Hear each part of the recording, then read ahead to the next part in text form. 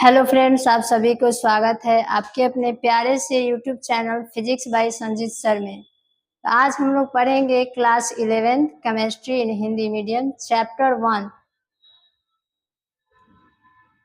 पहला टॉपिक है परमाणु द्रव्यमान।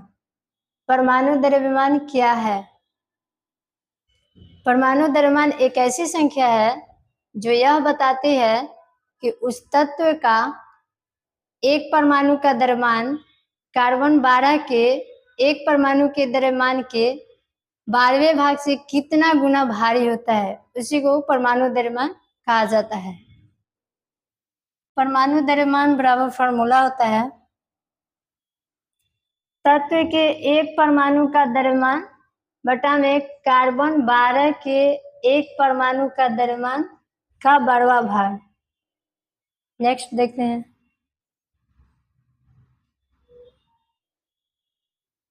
परमाणु द्रव्यमान का इकाई मान।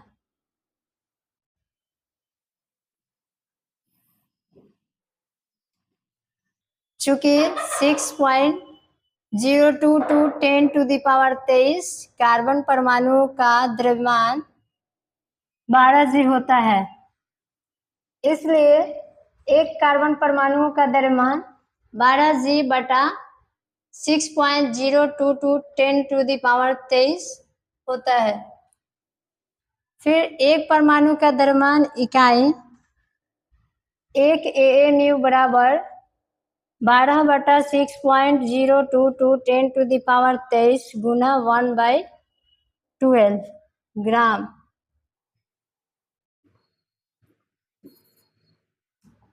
तो आपका फाइनल आंसर यहाँ आता है 1.6603 गुना 10⁻24 ग्राम। ठीक है, नेक्स्ट देखते हैं। एवोगाद्रो संख्या। एवोगाद्रो संख्या क्या है?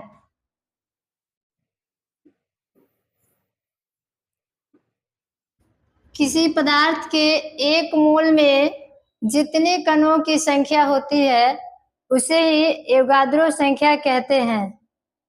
आगे देखते हैं।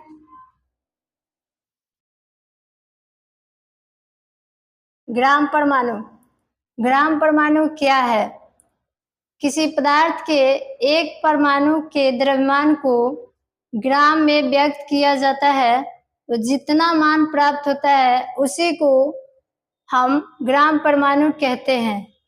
देखिए यहाँ ग्राम परमाणु का फॉर्मूला है।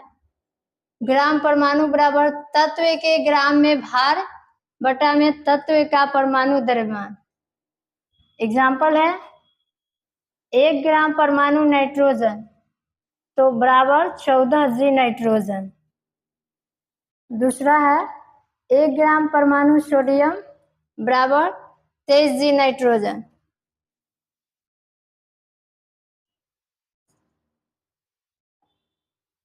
इसी प्रकार से कैल्शियम को भी लिखते हैं।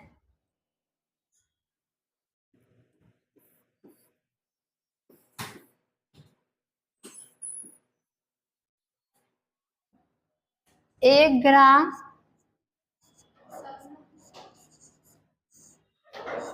परमाणु 1 ग्राम परमाणु कैल्शियम बराबर 40G। 40G calcium.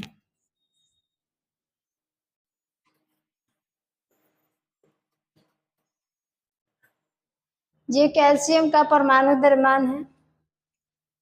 नेक्स्ट देखते हैं। आणविक द्रव्यमान। आणविक द्रव्यमान क्या है? यह एक ऐसी संख्या है जो किसी पदार्थ के एक अणु का द्रव्यमान कार्बन 12 के एक परमाणु के द्रव्यमान के 12वें भाग से कितने गुना भारी होता है उसी को आणविक द्रव्यमान कहते हैं। इसका सूत्र है पदार्थ का आणविक द्रव्यमान बराबर पदार्थ के एक अणु का द्रव्यमान बटा में कार्बन 12 के एक परमाणु के द्रव्यमान का 12वां भाग। ठीक है, देखिए यहाँ पे नोट है, किसी अणु का आणविक द्रव्यमान उस अणु में उपस्थित परमाणुओं के द्रव्यमान के योगफल के बराबर होता है।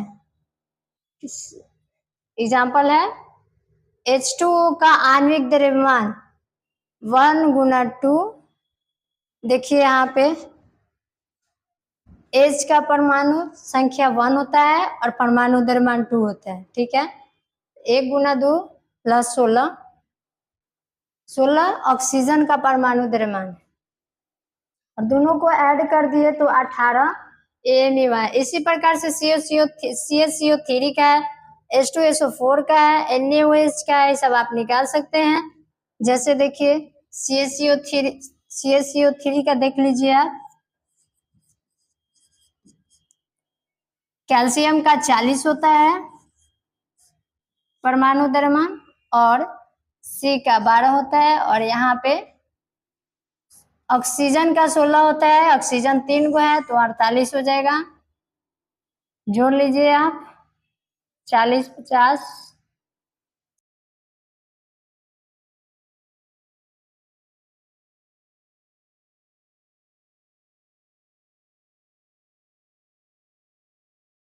गया आपका 100, ठीक है।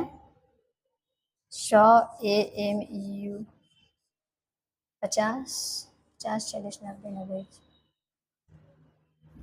फिर है दूसरा H2SO4 NaOH, इन सब का भी आप निकाल के देख सकते हैं।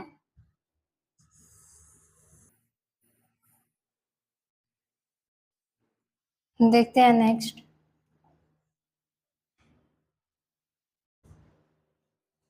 फिर है ग्राम अणु। ग्राम अणु किसे कहते हैं? अणुओं की संख्या को जब ग्राम में, अणु के द्रव्यमान को जब ग्राम में व्यक्त किया जाता है तो जो मान प्राप्त होता है उसी को हम सब ग्राम अणु कहते हैं। ग्राम अणु का फॉर्मूला है पदार्थ का ग्राम में द्रव्यमान बटा में पदार्थ का आणविक द्रव्यमान। जैसे अब देखिए 1 ग्राम अणु हाइड्रोजन सल्फेट, नहीं 1 ग्राम अणु सल्फ्यूरिक अम्ल, इसका आणविक द्रव्यमान, अणु द्रव्यमान जो है ग्राम अणु का मान होता है 98 G। यहाँ देखिए 1 ग्राम अणु H2O, इसका ग्राम अणु के मान होगा 18 G। इसका भी देख सकते हैं। नेक्स्ट देखते हैं 1 ग्राम आणविक आयतन। 1 ग्राम आणविक आयतन किसे कहते हैं? ठीक है,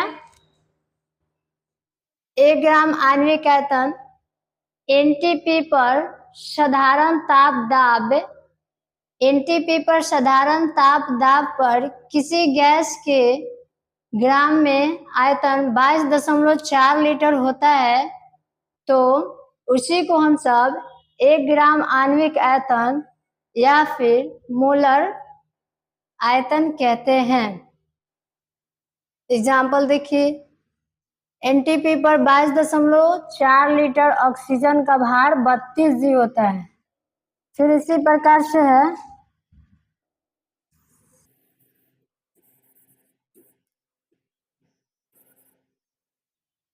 एनटीपी पर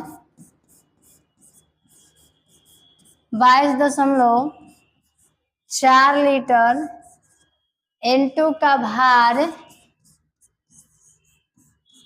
28 ग्राम होता है।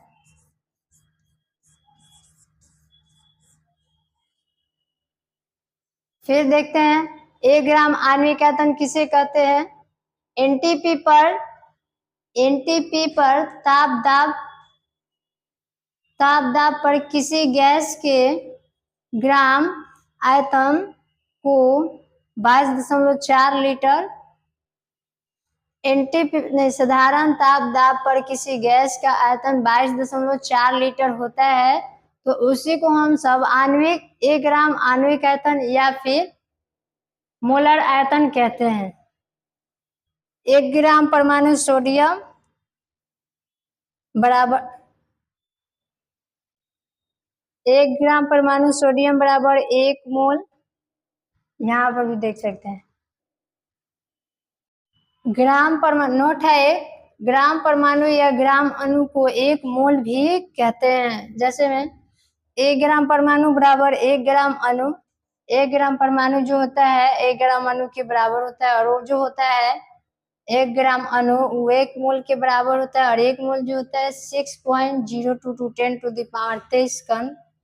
कण का मतलब हो गया आपका परमाणु अणुआयन। जैसे 1 ग्राम परमाणु सोडियम बराबर 1 मोल बराबर Na बराबर 23 ग्राम, फिर इतना है। इसी प्रकार से आप निकाल लीजिएगा मैग्नीशियम का, जहां पर निकाला हुआ है मैग्नीशियम का देखिए 24 ग्राम होता है, H2O का 18 ग्राम होता है। नेक्स्ट देखते हैं मोल संकल्पना तथा मोल संकल्पना का उपयोग। मोल संकल्पना का उपयोग देखते हैं।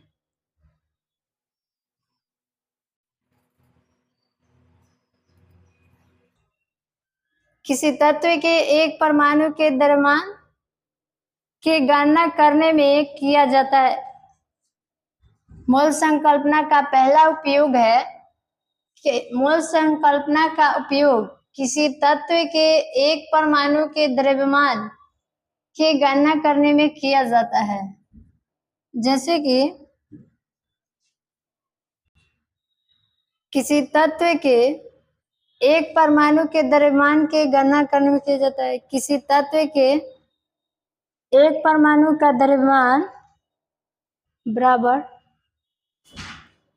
किसी तत्व के एक परमाणु का द्रव्यमान बराबर परमाणु द्रव्यमान बटा में 6.022 10 टू द पावर 23, यही इसका सूत्र होता है। जैसे देखिए सोडियम का एक परमाणु का द्रव्यमान, सोडियम का परमाणु द्रव्यमान 23 होता है, ठीक है, बटा में इतना, इसका आंसर इतना होगा। इसी प्रकार कार्बन का एक परमाणु का द्रव्यमान, कार्बन का परमाणु द्रव्यमान 12 होता है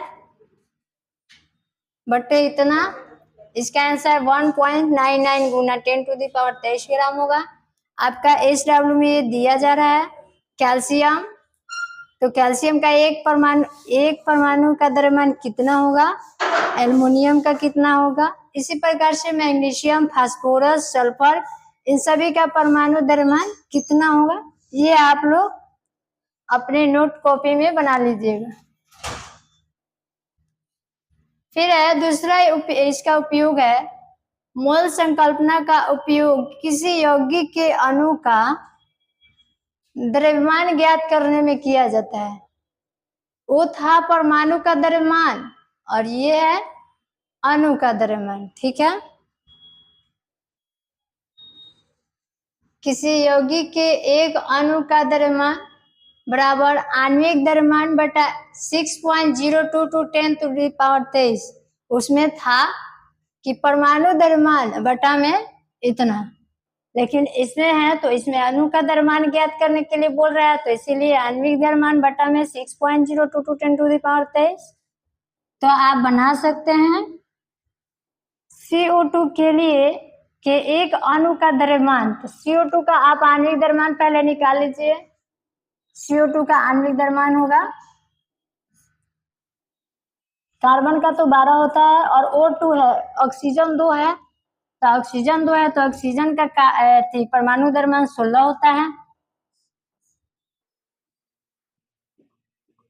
ऑक्सीजन का परमाणु द्रव्यमान 16 होता है, लेकिन है क्या गो, 2 गो है, इसको 2 से गुना कर देते हैं तो आपका आया कितना, 32 और 12 44 हो गया, ठीक है।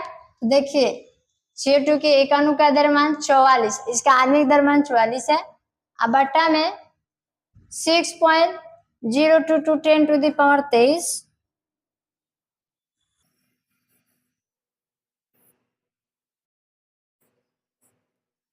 ठीक है। तो फिर इसका आंसर आएगा पूरा कट उट करके 7.305 इंटू 10 टू द पावर -23। ये नीचे से ऊपर जाएगा तो इसका जो पावर है माइनस में हो जाएगा, ठीक है। इसी प्रकार से आप यहाँ पे HW दिया गया है। CH3 का एक अणु का द्रव्यमान आपको निकालना है, फिर CH4 का एक अणु का द्रव्यमान निकालना है, फिर H2S का एक अणु का द्रव्यमान निकालना है। ठीक है। तीसरा उपयोग देखते हैं इसका। किसी पदार्थ के दिए गए मोल संकल्पना का उपयोग किसी पदार्थ के दिए गए द्रव्यमान में अणुओं की संख्या ज्ञात करने में किया जाता है। पहला का था परमाणु द्रव्यमान, दूसरा का है आणविक द्रव्यमान, तीसरा का है अणुओं की संख्या ज्ञात करने में किया जाता है। ठीक, यहाँ पे देख सकते हैं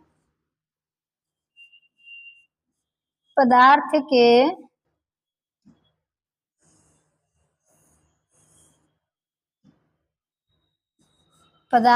के दिए गए द्रव्यमान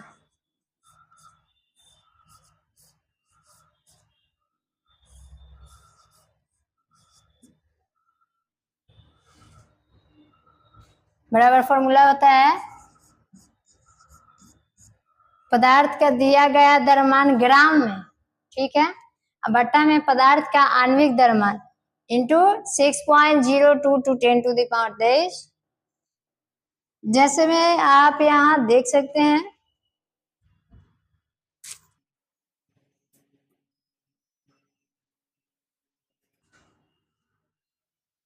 50 ग्राम CaCO3 में अणुओं की संख्या ज्ञात करें।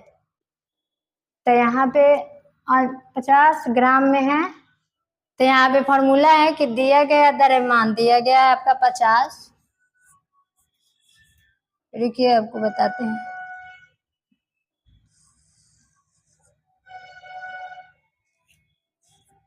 पचास बटा 100 आपका है ये 100 आपका CaCO3 का आणविक द्रव्यमान है। जी से जी कैंसिल हो गया, 50 दूनी 100 हो गया, और यहाँ पर था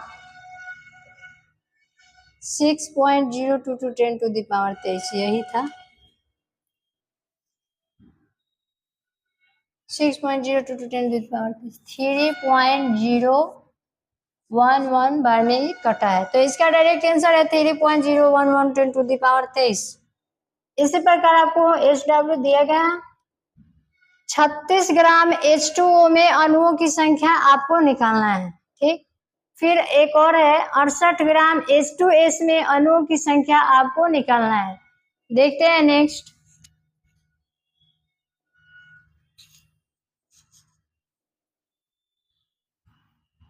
चौथा है मोल संकल्पना का उपयोग किसी तत्व के दिए गए द्रव्यमान में परमाणुओं की संख्या ज्ञात करने में किया जाता है। पिछला था अणुओं की संख्या और इस पर है परमाणुओं की संख्या, देख सकते हैं। तो इसका फॉर्मूला होता है तत्व के निश्चित द्रव्यमान में परमाणुओं की संख्या बराबर तत्व का दिया गया द्रव्यमान ग्राम में, उसमें भी ग्राम था, अब बटा में तत्व का परमाणु द्रव्यमान इंटू में 6.010⁻22 गुना 10⁻23। देखिए यहाँ एग्जाम्पल है 11.5 ग्राम सोडियम में उपस्थित परमाणुओं की संख्या ज्ञात करें। तो आप देख सकते हैं 11.5 ग्राम सोडियम में परमाणुओं की संख्या 11.5 बटा 23 ग्राम, तो ग्राम से ग्राम कैंसिल हो गया और इसको 2 बार में यहाँ काट दिया। फिर इसका फाइनल आंसर आप देख सकते हैं 3.011 इंटू 10⁻23। नेक्स्ट देखते हैं आपको HW में दिया गया है 100 ग्राम कैल्शियम में, ठीक है, 100 ग्राम कैल्शियम में परमाणुओं की संख्या ज्ञात करें। पहला है, दूसरा है 0.05 ग्राम निर्जित चांदी में, इसको माइक्रोग्राम बोलते हैं, चांदी में परमाणुओं की संख्या ज्ञात करना। तीसरा है 70 ग्राम नाइट्रोजन में परमाणु की संख्या ज्ञात करें। चौथा है 16 ग्राम सल्फर में नाइट्रोजन की संख्या ज्ञात करें। पांचवा आपका उपयोग है यहाँ पे मोल संकल्पना का उपयोग एनटीपी पर, एनटीपी मतलब नॉर्मल टेम्परेचर प्रेशर, ठीक है। एनटीपी पर गैस के भी लीटर आयतन में उपस्थित अणुओं की संख्या ज्ञात करने में किया जाता है। फिर यहाँ आ गया अणु की संख्या, पहले परमाणु की संख्या उसके बाद अणुओं की संख्या। जैसे देखिए इसका फॉर्मूला होता है एनटीपी पर गैस के भी लीटर आयतन में उपस्थित अणुओं की संख्या बराबर लीटर में गैस का आयतन, लीटर में गैस का आयतन बटे 22.4 लीटर गुना 6.022 इंटू 10 के पावर 23। इसका आप एग्जाम्पल देख सकते हैं। चलिए बता दो एग्जाम्पल क्या होता है। एनटीपी पर 5.6 लीटर CO2 में उपस्थित अणुओं की संख्या को आपको ज्ञात करना है, ठीक है। एनटीपी पर 5.6 लीटर CO2 में अणुओं की संख्या बराबर, इसको 5.6 बटा 22.4 ले लेना है। और उसके बाद आपको देखिए पूरा राइट आंसर 1.5055 गुना 10 के पावर 23, लेकिन यहाँ CO2 लिखना बहुत जरूरी है, ठीक है। देखिए यहाँ ये सब फॉर्मूला है आपका।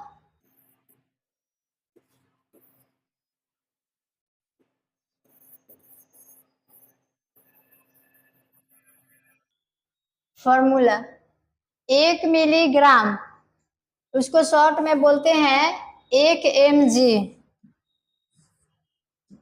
शॉर्ट में 1 mg बोलते हैं। तो 1 मिलीग्राम बराबर होता है 10 के मतलब उसका बराबर 10 के पावर -3g।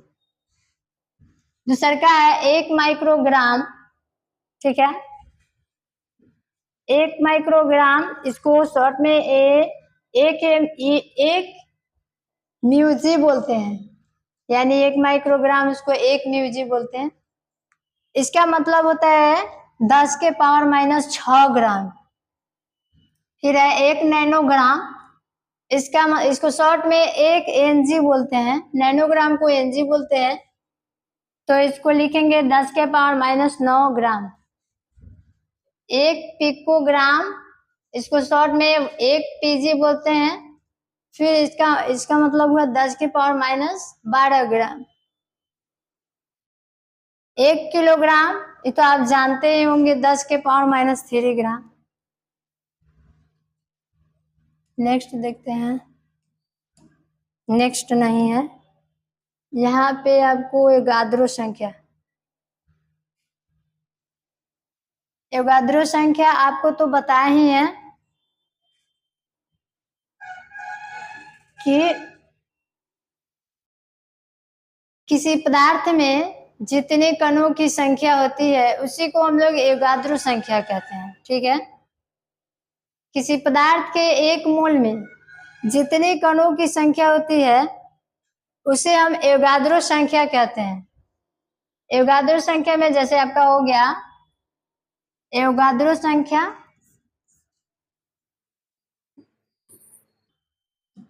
एवोगाद्रो संख्या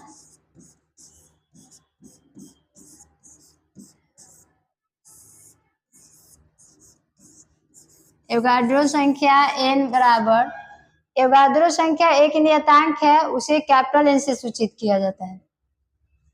देखिए एवोगाड्रो संख्या इसमें आता है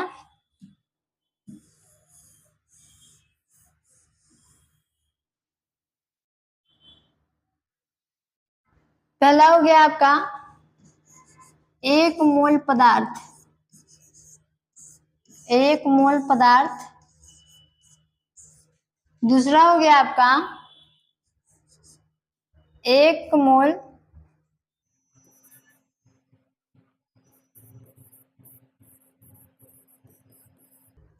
परमाणु द्रव्यमान, यहाँ मोल नहीं होगा, यहाँ ग्राम होगा। पहला हो गया 1 मोल पदार्थ, दूसरा हो गया 1 ग्राम परमाणु द्रव्यमान, फिर हो गया 1 ग्राम अणु द्रव्यमान।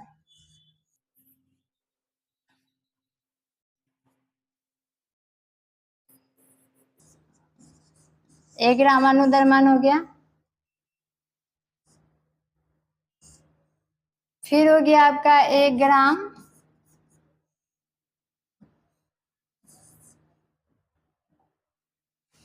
ग्राम आयन।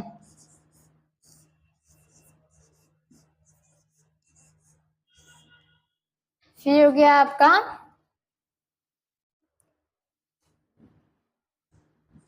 1 मोल इलेक्ट्रॉन।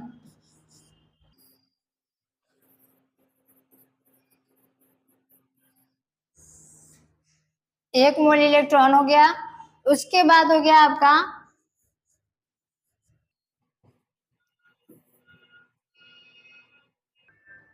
उसके बाद हो गया आपका 6.022 गुना 10 के पावर 23 कण। कण का मतलब हुआ आपका, यहाँ पे बता दें, अणु परमाणु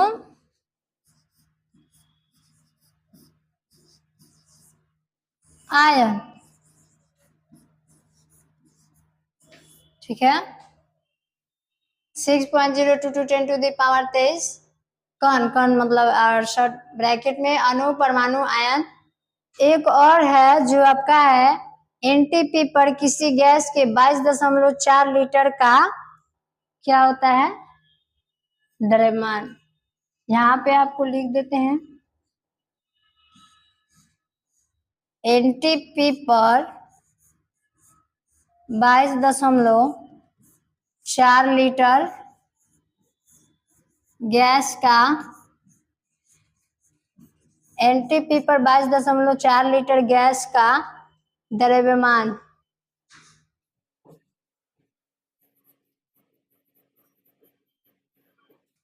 तो ये सब आपका मोल, ये अगाधरू संख्या है।